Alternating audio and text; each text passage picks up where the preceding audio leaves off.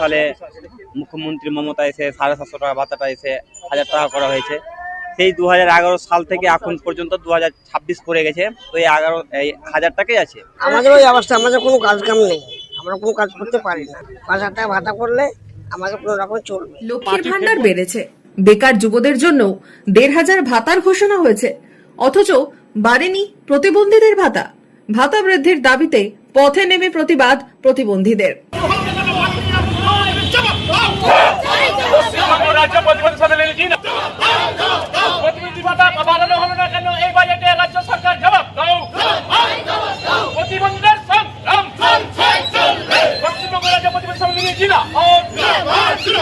যে আমাদের চাইতে যে সম্বল বা ভালো লোক তাদের ভাতা বাড়ছে, আমরা কি মুখ্যমন্ত্রীর কাছে অপরাধ করেছি যে আমাদের ভাতাটা বাড়াচ্ছে না? 1000 টাকায় আপনার সংসার চলে না, আমাদের তো মানে 3 বেলা যদি চা খাই, সকাল দুপুর সন্ধ্যা, তাহলে তো আমাদের চা বিস্কুটের 30 টাকা হয়ে যায়।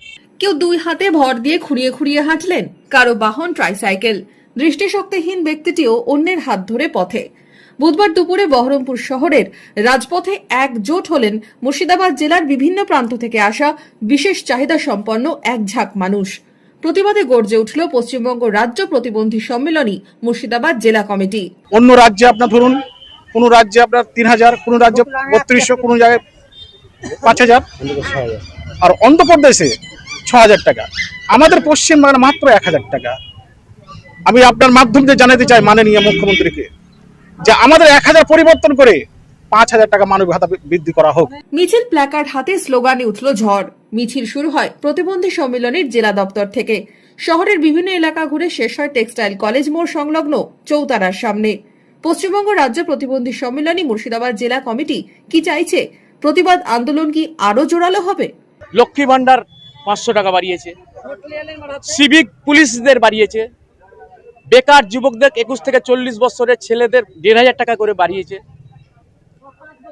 আশা কর্মীদের বাড়িয়েছে, আর আমাদের প্রতিবন্ধী যারা চলতে পারে না তাদের জন্য কিচ্ছু ভাতা বাড়ায়নি।